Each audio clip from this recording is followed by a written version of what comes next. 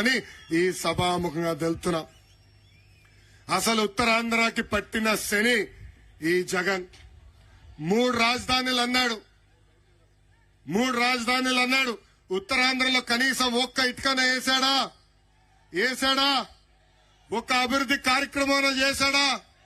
విశాఖపట్నంలో ప్రజా ధనాన్ని లూటీ చేసి 500 కోట్ల రూపాయలతో ఒక ప్యాలెస్ కట్టుకున్నాడు తప్ప ఉత్తరాంధ్రకు చేసింది ఏమీ లేదు. విశాఖ రైల్వే జోన్ కి ఏర్పాటు చేసేదానికి భూమి కూడా ఈ ప్రభుత్వం ఇవ్వలేదు. మూటబడిన అన్ని షుగర్ ఫ్యాక్టరీలు తెరుస్తానని ఎన్నికల ముందల హామీ ఇచ్చి కనీసం ఒక్క ఫ్యాక్టరీ కూడా ఈ జగన్ తెరవలేదు.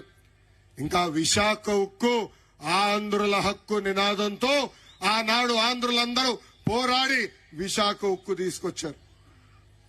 ఇప్పుడు ఏకంగా ఆ విశాఖ ఉక్కుకున్న భూముల్ని కాజేసేదానికి ప్రయత్నిస్తుంది ఈ ప్రభుత్వం. ఇంకా శ్రీకాకుళం జిల్లాకి జగన్ పాదయాత్రలో ప్రత్యేకంగా 60 హామీలు ఇచ్చాడు. దాంట్లో ప్రధానంగా మనం చూస్తే పెండింగ్ ప్రాజెక్టులన్నీ పూర్తి చేస్తానని హామీ ఇచ్చాడు. పూర్తి చేశాడా అని ప్రజలందరిని అడుగుతున్నా. Vamsadhara Thotapalli right left canals Nagavali కరకట్టు పనులు పూర్తి చేస్తానని హామీ ఇచ్చాడు. పనులు కనీసం ప్రారంభించాడా అని ప్రజలందరినీ ఆలోచించమంటున్నా. మా చేనేత సోదరులకున్న బకాయిలు కూడా తీరుస్తానని హామీ ఇచ్చి ఈ రోజు మాట తప్పాడు, మడమ తిప్పాడు ఈ జగన్. అసలు ఉత్తరాంధ్రాని అభివృద్ధి చేసింది తెలుగుదేశం పార్టీ. ఆనాడు వంశధార నాగావళి నదుల్ని అనుసంధానం చేసింది తెలుగుదేశం పార్టీ.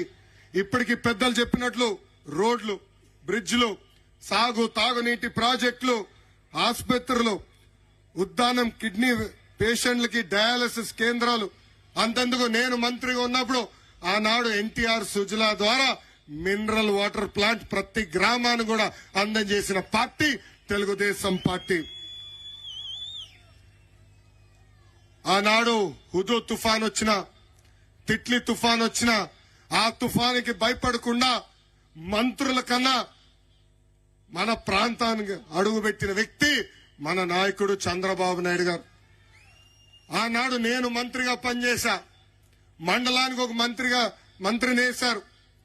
ప్రజల సమస్య ఉండకూడదు, ఎంత ఖర్చైనా పడలేదు, ప్రజల్ని ఆదుకోవాలని ఆనాడు హుకుం కూడా జారీ చేసిన వ్యక్తి మన నాయకుడు చంద్రబాబు నాయుడు గారు.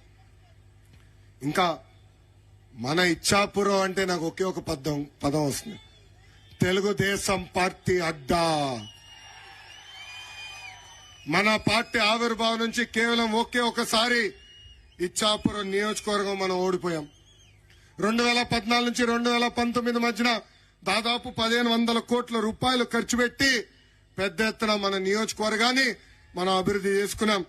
అనేక ప్రాజెక్టులు తీసుకొచ్చాం, ఆసుపత్రులు తీసుకొచ్చాం, అభివృద్ధి కార్యక్రమాలు చేశాం.